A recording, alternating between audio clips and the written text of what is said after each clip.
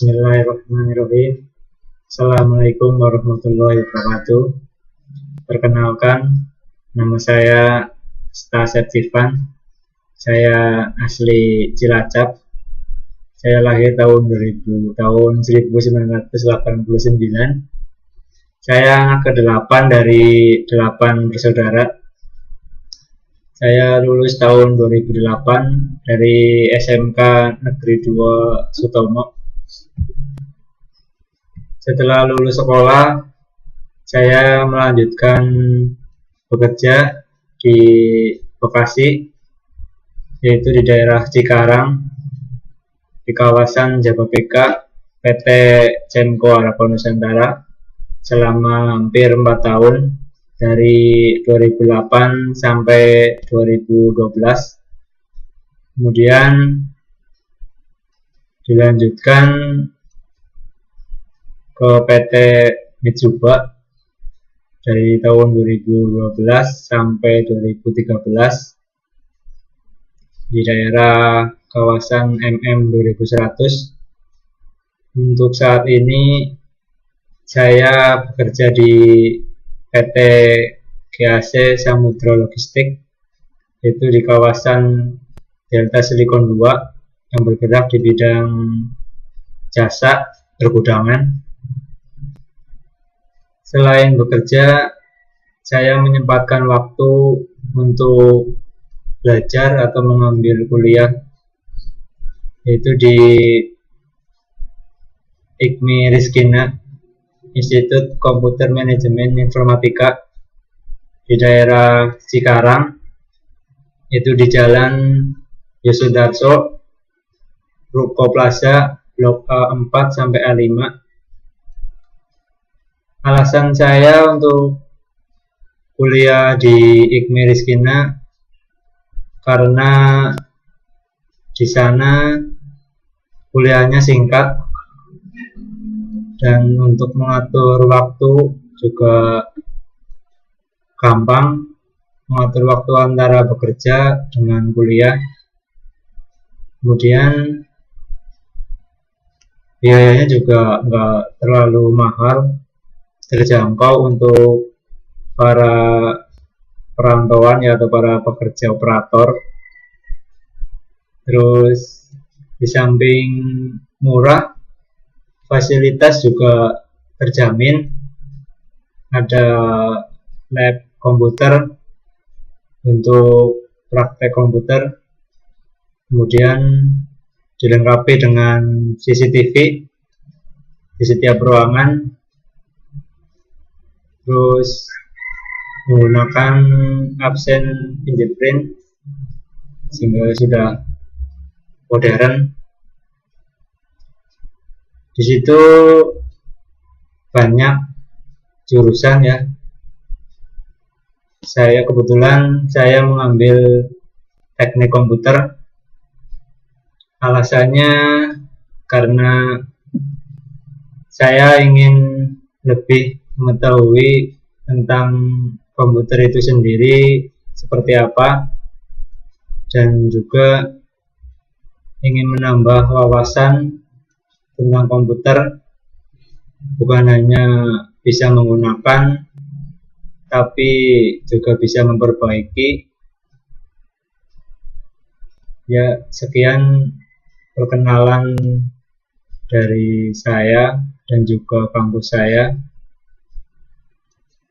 Untuk itu dilanjutkan ke materi. Sebelum melanjut ke materi, presentasi ini diperuntukkan sebagai syarat di mana untuk melaksanakan tugas akhir kampus. Untuk itu langsung ke pokok materi. Presentasi ini yaitu tentang keagamaan. Pokok materinya adalah, atau tema materinya, Malangnian, orang yang tidak sholat. Definisi sholat dan kedudukannya dalam Islam. Salat adalah tali hubungan yang kuat antara seorang hamba dengan Tuhannya, hubungan yang mencerminkan kehinaan hamba dan keagungan Tuhan. Ini bersifat langsung tanpa perantara segala dari siapapun, yaitu dimana kita bisa berhubungan langsung dengan Allah tanpa perantara seseorang atau media lain, yaitu dengan sholat kita bisa ngobrol atau mengeluarkan keluh kesah kita yang kita hadapi. Secara etimologi sholat berarti doa, sedangkan menurut pengertian agama, sholat adalah sejumlah ucapan dan perbuatan yang dimulai dengan takbiratul ihram dan diakhiri dengan salam dengan aturan dan niat tertentu. Jadi sholat itu diawali dengan niat, kemudian dilanjutkan dengan takbiratul ihram dan diakhiri dengan salam. Itulah rukun sholat. Oleh Islam, sholat diletakkan dalam kedudukan yang sangat terhormat dan tidak ada bandingannya. Hal itu dijelaskan secara tegas oleh sabda Rasulullah SAW, yaitu pokok perkara adalah Islam, tiangnya adalah sholat, dan titik puncaknya adalah perjuangan pada jalan Allah. Lebih dari itu, Islam juga memberikan perhatian khusus terhadap sholat. Buktinya, Islam memerintahkan orang melakukan dan menjaga sholat dalam keadaan apapun, ketika sedang sholat maupun ketika sedang menderita sakit, ketika sedang kuat maupun ketika sedang lemah, ketika sedang bepergian maupun ketika sedang berada di rumah, ketika sedang dalam keadaan aman maupun ketika sedang terjadi kerusuhan, ketika masih muda maupun ketika sudah sangat tua, dan seterusnya. Itu dicontohkan banyak yang terjadi di sekitar kita atau yang dicontohkan oleh para ulama ya, atau ulama sebelum kita, yaitu ketika kita sedang pergi, kita bisa mengkodonya atau menjamak atau mengkosornya. Kemudian ketika kita sedang sakit, tidak bisa berdiri, kita bisa sholat dalam keadaan duduk. Ketika duduk pun masih terasa sakit, kita bisa berbaring. Untuk itulah sholat sangat diutamakan, sehingga Allah memaklumi ketika hambanya sedang sakit dan memberikan kemudahan untuk melaksanakan sholat. Hal itu ditegaskan oleh firman Allah pada surat Al-Baqarah ayat 238 sampai 239 yang berbunyi, peliharalah semua sholatmu dan peliharalah sholat wusta, berdirilah untuk Allah dalam sholatmu dengan khusyuk. Jika kamu dalam keadaan takut atau bahaya, maka sholatlah sambil berjalan atau berkendaraan. Kemudian apabila kamu telah aman, maka sebutlah Allah atau sholatlah, sebagaimana Allah telah mengajarkan kepada kamu apa yang belum kamu ketahui.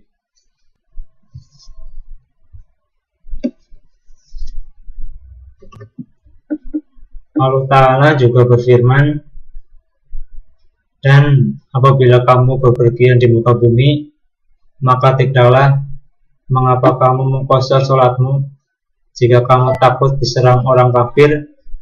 Sesungguhnya orang-orang kafir itu adalah musuh yang nyata bagimu. Dan apabila kamu berada di tengah-tengah mereka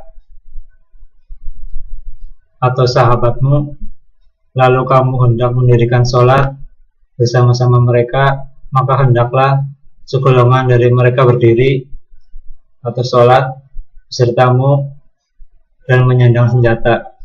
Kemudian apabila mereka yang bersolat besertamu sujud atau menyelesaikan satu rakaat, maka hendaklah mereka pindah dari belakangmu atau untuk menghadap musuh, dan hendaklah datang segolongan kedua yang belum bersembahyang, lalu bersembahyanglah mereka denganmu, dan hendaklah mereka bersiap siaga dan menyandang senjata.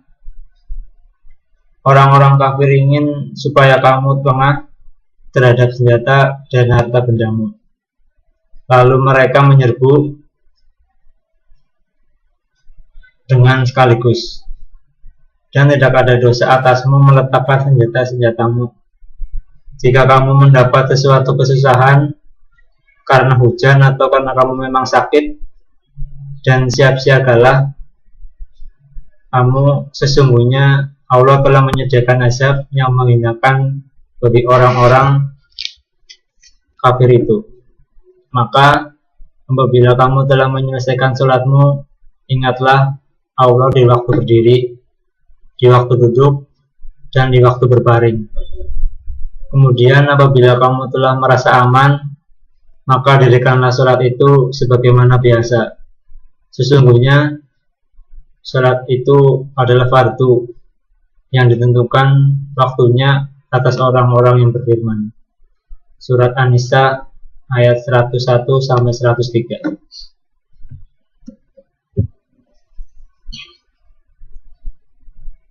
Mengingat sholat termasuk perkara besar yang membutuhkan petunjuk khusus, maka tidak heran jika Nabi Ibrahim alaihissalam memohon kepada Allah agar ia dan keturunannya dijadikan sebagai orang-orang yang konsisten menjalankan sholat,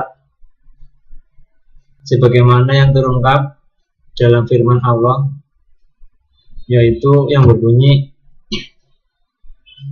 "Ya Tuhanku, jadikanlah aku dan anak cucuku orang-orang yang tetap mendirikan sholat. Ya Tuhan kami, perkenanlah doaku." Ibrahim 40.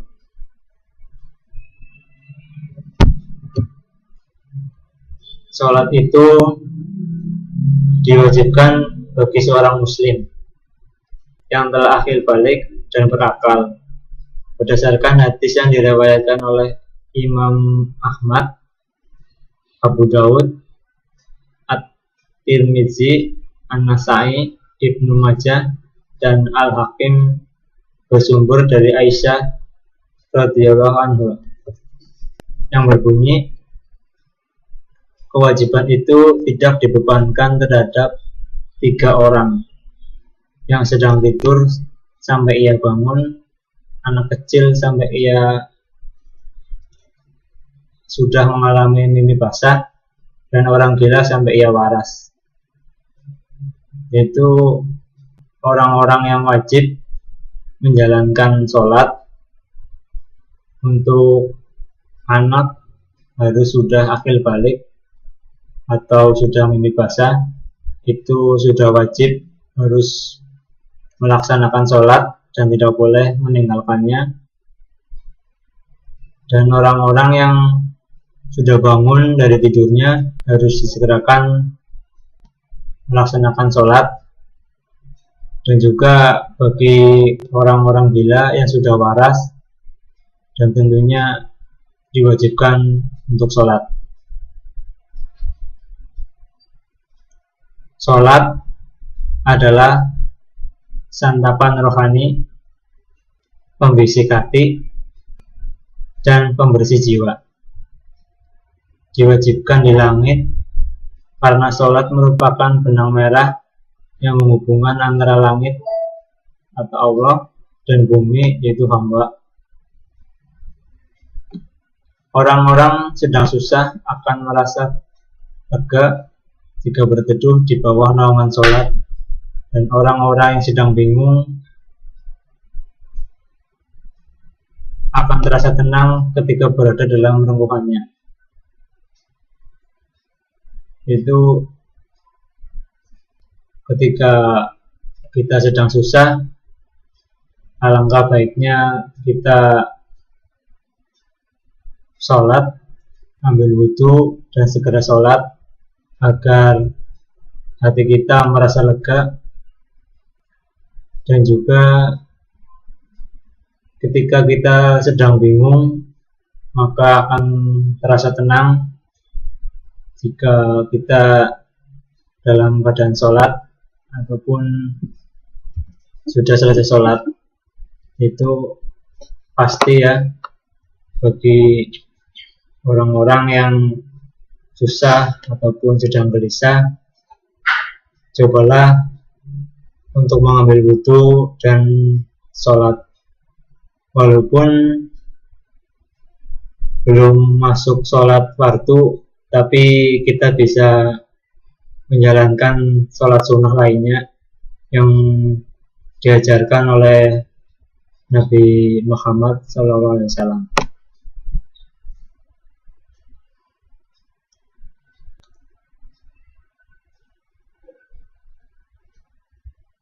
Sebaliknya, orang yang meninggalkan sholat, hatinya akan selalu gelisah, hidup payah, batinnya sengsara, perasaannya hampa, dan umurnya pun sia-sia. Ia hidup tanpa pertolongan Tuhan yang telah menciptakan dan memberinya berbagai macam nikmat. Jadi akan terasa sia-sia bagi orang-orang yang meninggalkan sholat. Hidupnya akan merasa sengsara, walaupun terlihatnya menyenangkan, tapi sebenarnya hatinya resah. Sholat adalah tangga roh untuk bertemu Tuhannya. Ia adalah hati orang-orang yang merindu. Bersamanya mereka menghabiskan malam dalam mihrab cinta, sembari bercengkrama dengan Tuhannya yang mengatur segala urusan bumi dan langit. Allah berfirman yang berbunyi, lambung mereka jauh dari tempat tidurnya, sedangkan mereka berdoa kepada Tuhannya dengan rasa takut dan harap. Dan mereka menafkahkan sebagian dari rezeki yang kami berikan kepada mereka. Seorang pun tidak mengetahui apa yang disembunyikan untuk mereka, yaitu bermacam-macam nikmat yang menyedapkan pandangan mata sebagai balasan terhadap apa yang mereka kerjakan. Surat As-Sajdah ayat 16-17. Salat adalah ibadah pertama yang diwajibkan Allah Ta'ala. Allah mewajibkannya pada malam Isra Mi'raj. Hal itu diterangkan secara tegas oleh hadis yang diriwayatkan oleh Imam Ahmad, An-Nasai, dan At-Tirmidzi yang nilainya sebagai hadis sahih, bersumber dari Anas radhiyallahu anha yang berbunyi, Salat diwajibkan pada Nabi Muhammad SAW di malam Isra sebanyak 50 waktu. Kemudian dikurangi sehingga menjadi 5 waktu. Selanjutnya ada seruan, "Wahai Muhammad, sesungguhnya keputusanku sudah final. 5 waktu untukmu ini adalah gantinya 50 waktu yang semula." Jadi pada malam Isra Mi'raj, Nabi Muhammad SAW dipanggil oleh Allah, yaitu akan diberikannya amanah sebuah amanah sholat untuk dijalankan, yang tadinya 50 waktu berkurang menjadi 5 waktu, yaitu untuk gantinya 50 waktu yang semula. Kendatipun sholat merupakan ibadah pertama yang diwajibkan oleh Allah, tetapi ia adalah lambang agama yang terakhir kali akan hilang, sebagaimana riwayat yang ditengahkan Imam Ibnu Hibban dari Nabi SAW yang berbunyi, "Tali Islam akan putus seutas demi seutas, namun setiap kali seutas terputus, orang akan berpegang pada seutas yang berikutnya. Yang pertama kali akan terputus adalah hukum, dan yang terakhir kalinya adalah sholat."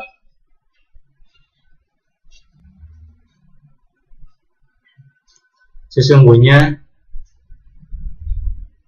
Allah yang Maha Bijaksana sangat murka dan mengancam akan menimpakan kecelakaan terhadap orang-orang yang menyia-nyiakan sholat, sebagaimana yang terungkap dalam firman-Nya, "Maka datanglah sesudah mereka pengganti yang jelek, yang menyia-nyiakan sholat dan memperturutkan hawa nafsunya, maka kelak mereka akan menemui kesesatan." Maryam 59. Kemudian dilanjutkan, "Maka kecelakaanlah bagi orang-orang yang sholat, yaitu orang-orang yang lalai dari sholatnya." Al-Ma'un 4-5. Karena itulah menjelang wafat Nabi SAW berpesan kepada umatnya, yaitu utamakanlah sholat dan budak yang kalian miliki. Untuk itulah mengapa sholat sangat diwajibkan atau diharuskan, karena sholat itu adalah ibadah pertama yang nantinya akan ditanyakan di akhirat nanti.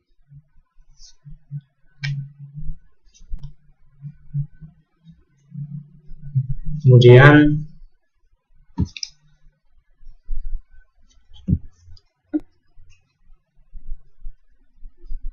pada riwayat lain yang diketengahkan oleh Imam Ahmad dalam musnadnya, An-Nasa'i, Ibnu Majah dan Ibnu Hibban, dari hadis Anas bin Malik, atau yang diketengahkan oleh Imam Ahmad dan Ibnu Majah dari hadis Ummu Salamah, disebutkan, "Ingatlah Allah dalam sholat dan dalam mengurus budak yang kalian miliki."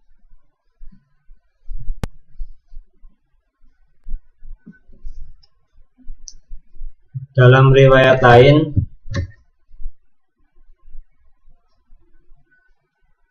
yang diketengahkan oleh Ibnu Jarir dari hadis Ummu Salamah yang disebutkan, sesungguhnya ketika Nabi SAW hendak menghadap Allah atau wafat, Beliau bersabda, ingatlah sholat, sholat, dan sholat.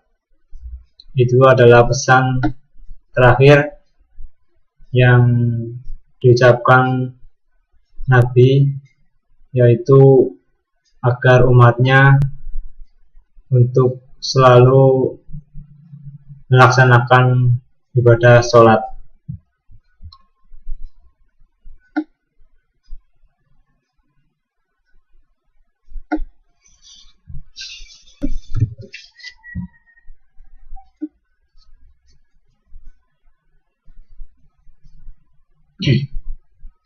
Ada sebuah contoh kecil, itu dimana debat kecil Imam Syafi'i dengan Imam Ahmad tentang hukum orang yang meninggalkan sholat. Disebutkan oleh Imam As-Subki dalam kitabnya Tabaqat Asy-Syafiyat bahwa suatu hari terjadi debat kecil antara Imam Syafi'i dan Imam Ahmad bin Hanbal tentang masalah hukum orang yang meninggalkan sholat. Ahmad, apa benar Anda pernah berkata bahwa orang yang meninggalkan sholat itu hukumnya kafir? Tanya Imam Syafi'i. Ya benar, tanya Imam Ahmad. Jawab Imam Ahmad. Jika ia kafir, apa yang bisa menjadikannya Islam kembali? Tanya Imam Syafi'i. Bersaksi bahwa tidak ada Tuhan selain Allah dan bahwa Nabi Muhammad utusannya. Itulah jawab Imam Ahmad. Tetapi ia masih setia atas kesaksiannya itu dan belum pernah meninggalkannya, kata Imam Syafi'i. Kalau begitu, ia menjadi imam, ini menjadi Islam dengan menjalankan sholat, kata Imam Ahmad. Sholatnya orang kafir tidak sah. Jadi artinya ia tidak bisa dihukumi Islam karena melakukan sholat.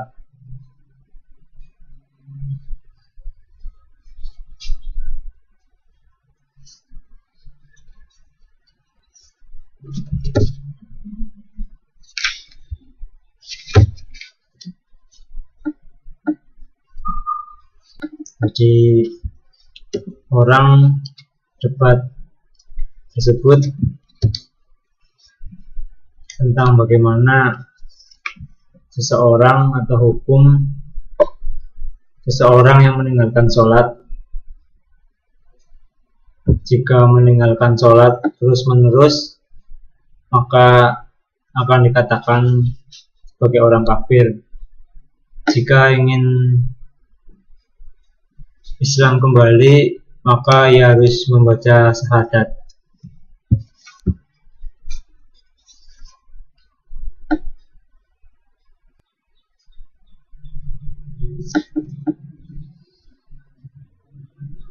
Lanjutkan. Aku mengira kamu, hai orang yang meninggalkan sholat, dilaknat dalam kitab suci Zabur, Taurat, Injil, dan Al-Quran. Aku kira kamu, hai orang yang meninggalkan sholat, bukan termasuk umat Muhammad SAW, sehingga tentu kamu tidak berhak memperoleh syafaatnya. Aku kira kamu, hai orang yang meninggalkan sholat, termasuk golongan kaum munafik yang akan tinggal di lapisan paling bawah neraka. Aku mendengar seruan suara Allah. Orang yang meninggalkan sholat dengan sengaja itu jangan diajak makan bersama,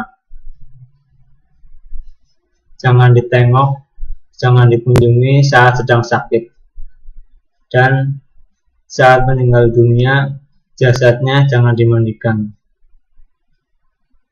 jangan disolatkan, dan jangan ditanam di perkuburan orang-orang Islam. Jadi bagi orang-orang yang meninggalkan sholat, mereka akan dilaknat oleh kitab suci, yaitu Zabur, Taurat, Injil, dan Al-Quran. Juga tidak akan mendapat syafaat Nabi Muhammad SAW di akhir zaman nanti.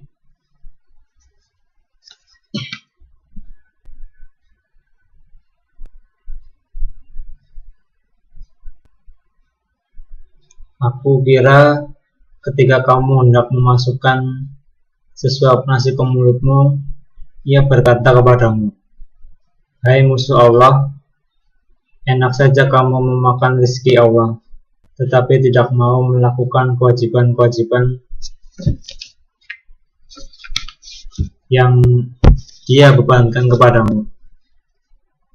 Aku kira ketika kamu mengenakan baju, ia berkata kepadamu, "Hai musuh Allah, kalau saja aku tidak ditundukkan Allah untukmu, niscaya aku akan berlari menjauhimu."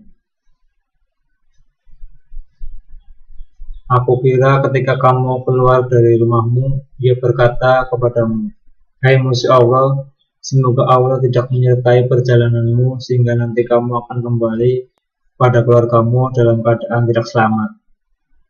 Aku kira kamu, hai orang yang tidak sengaja meninggalkan sholat, akan mati dibangkitkan kembali oleh Allah dalam keadaan kafir. Jadi sangat celaka untuk orang-orang yang sengaja meninggalkan sholat, bahkan semua melaknatnya ya, sehingga menjadi orang atau manusia yang celaka.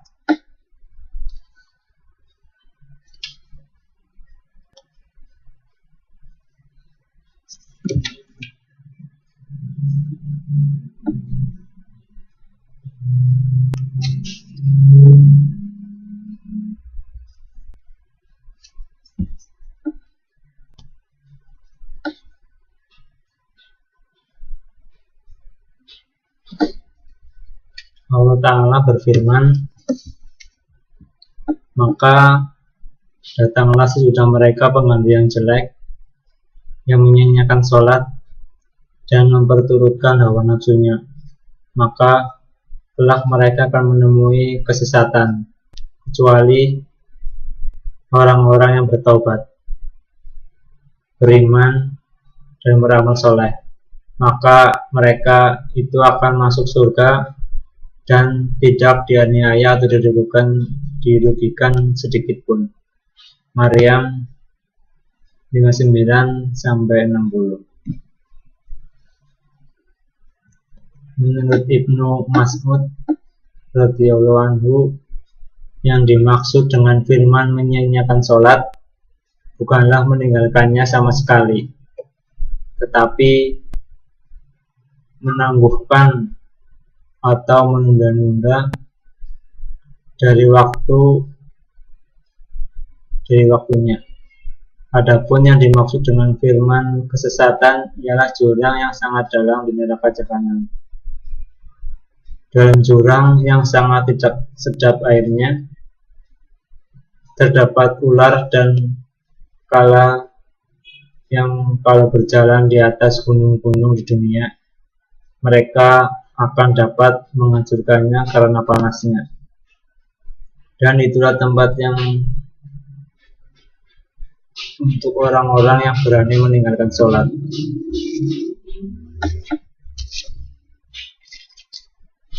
Allah pun berfirman dalam suratnya, "Hai orang-orang yang beriman, janganlah harta-hartamu dan anak-anakmu melalaikan kamu dari mengingat Allah. Barang siapa yang bertobat demikian, maka mereka itulah orang-orang yang merugi.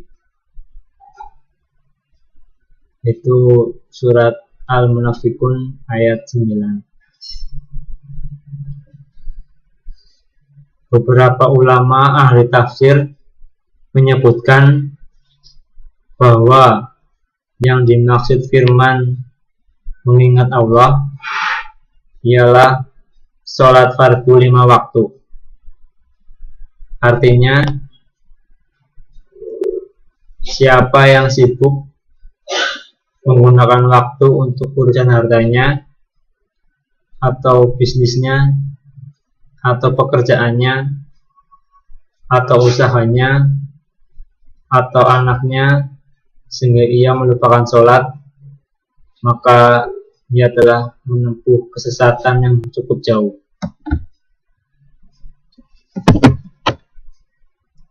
Allah pun berfirman, jika mereka bertobat dan mendirikan sholat dan menunaikan zakat, maka berilah kebebasan kepada mereka untuk berjalan. Sesungguhnya Allah Maha Pengampun lagi Maha Penyayang. Surat At-Taubah ayat 5.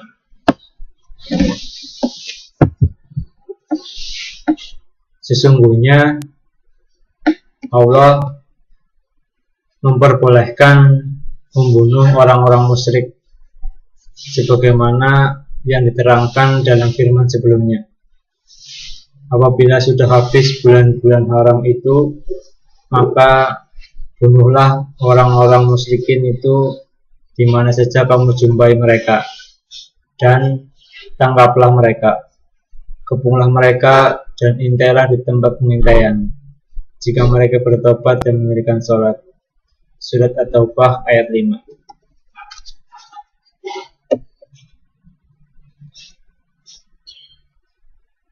Untuk kebebasan mereka disyaratkan harus bertobat terlebih dahulu, yaitu masuk Islam, melepaskan diri dari syirik, mendirikan sholat, dan menunaikan zakat.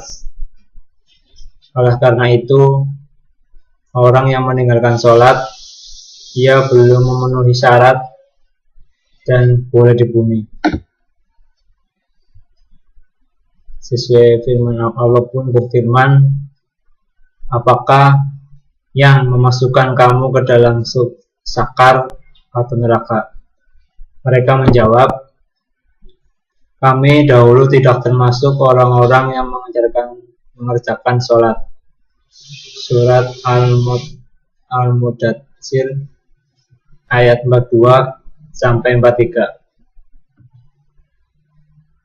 Dilanjutkan, maka kecelakaanlah bagi orang-orang yang sholat, yaitu orang-orang yang lalai dari sholatnya.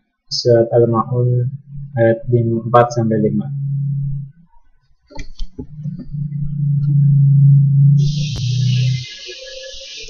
Imam Ibnu Katsir dalam kitabnya Al-Mukhtasar jilid 3 halaman 61 mengatakan, menurut Ibnu Abbas radhiyallahu anhu, yang dimaksud Allah dalam ayat di atas ialah orang-orang munafik yang hanya mau sholat jika dilihat orang dan enggan sholat jika tidak ada yang melihatnya. Jadi mereka adalah orang-orang yang biasa sholat, akan tetapi mereka lalai darinya. Bisa karena ia tidak melakukannya sama sekali, dan bisa karena ia suka menunda karena alasan kesibukan-kesibukan yang bersifat duniawi.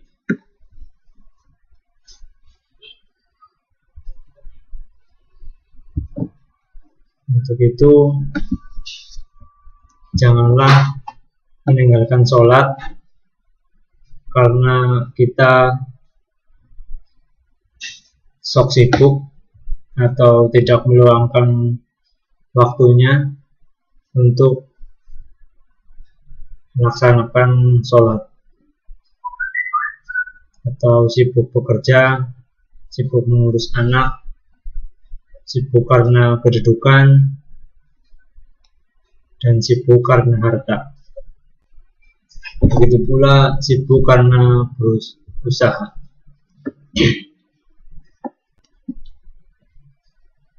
Lanjutkan, Atta bin Dinar mengatakan, segala puji bagi Allah yang berfirman, orang-orang yang lalai dari sholatnya bukan berfirman dalam sholatnya mereka lalai, sehingga mereka yang terkadang menangguhkannya sampai akhir waktu, atau yang tidak memenuhi syarat serta rukun-rukunnya, atau yang tidak khusyuk, atau yang tidak benar-benar menghayatinya. Semuanya tercakup dalam firman Allah tersebut, sebagaimana yang disebutkan dalam Sahih Al-Bukhari dan Sahih Muslim bahwa Rasulullah SAW bersabda, itulah sholatnya orang munafik, itulah sholatnya orang munafik, dan itulah sholatnya orang munafik. Ia duduk menunggu matahari hingga menjelang maghrib. Ia segera melakukan sholat 4 rakaat dengan cepat sekali, dan hanya sebentar saja. Ia mengingat Allah dalam sholatnya tersebut. Artinya, orang itu melakukan sholat asar menjelang maghrib dengan sangat tergesa-gesa, sehingga sama sekali tidak tenang dan tidak khusyuk. Atau mungkin ia melakukan itu karena ada pamrih agar dilihat orang, bukan karena ikhlas untuk Allah. Allah berfirman, sesungguhnya orang-orang yang munafik itu menipu Allah, dan Allah akan membalas tipuan mereka. Dan apabila mereka berdiri untuk sholat, mereka berdiri dengan malas. Mereka bermaksud riya atau dengan sholat di hadapan manusia. Dan tidaklah mereka menyebut Allah kecuali sedikit sekali. Surat An-Nisa ayat 142.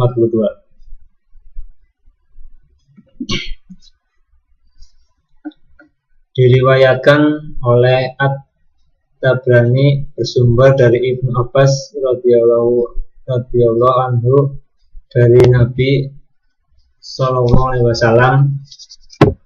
bersabda, sesungguhnya di dalam neraka jahanam ada sebuah jurang, yang jahanam itu sendiri setiap harinya memohon agar dijauhkan daripadanya sebanyak 400 kali. Jurang itu disediakan buat umat Muhammad yang sholat karena pamrih supaya dilihat orang, dan juga buat orang yang menghafal Al-Quran, orang yang suka bersedekah, dan orang yang pergi haji ke Baitullah, dan orang yang keluar rumah berjuang di jalan Allah, tetapi semuanya tidak ikhlas untuk mendapatkan ridho Allah. Maka mereka akan ditempatkan di jurang jahanam.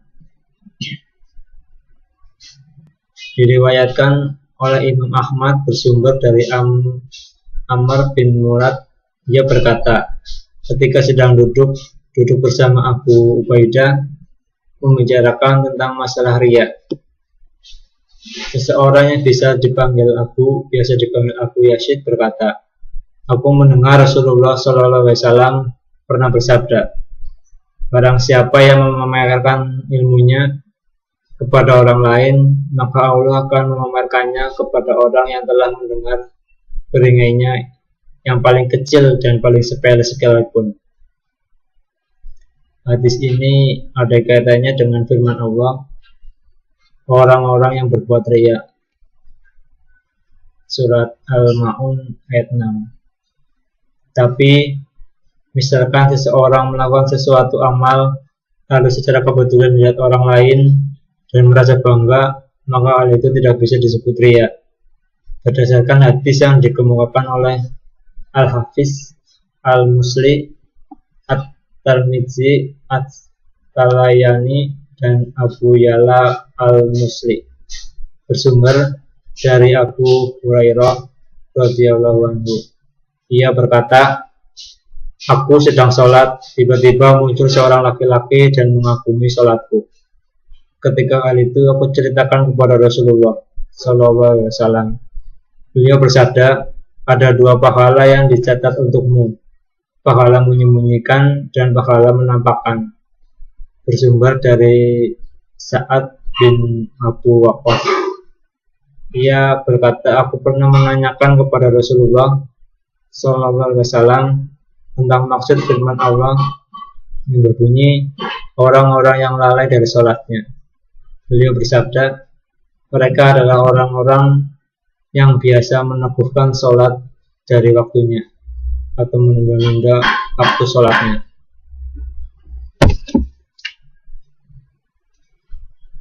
Untuk itu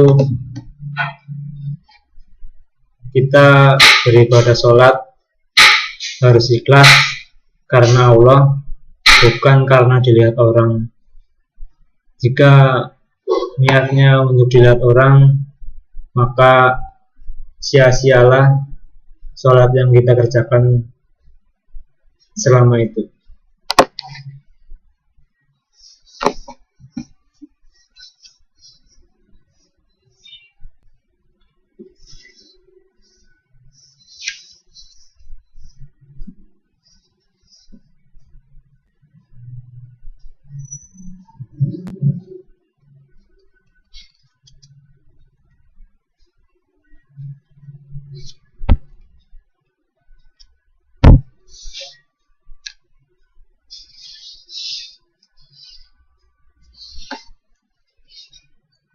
Sholat itu bisa mensucikan dosa dan melebur kesalahan. Itu seperti kata Rasulullah, sholat itu bagaikan atau seperti orang mandi. Jika orang mandi, pasti akan bersih seluruh badannya. Begitu pula dengan orang yang sering sholat, maka bersihlah ia dari segala dosa yang telah ia kerjakan. Maka pesannya, janganlah meninggalkan sholat atas alasan apapun. Jika kita meninggalkan sholat, kita akan dikumpulkan bersama orang-orang munafik di neraka jahanam. Gunakanlah atau sempatkanlah waktu, syukur bisa tepat waktu untuk menjalankan sholat 5 waktu tanpa harus meneguhkan atau menunda-nunda. Dan juga janganlah kita sholat dengan alasan hanya untuk dilihat seorang.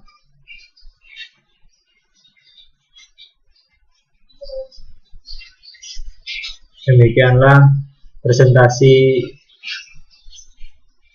tugas TA tentang keagamaan. Kurang lebihnya, jika ada kekurangan, saya mohon maaf. Saya akhiri. Assalamualaikum warahmatullahi wabarakatuh.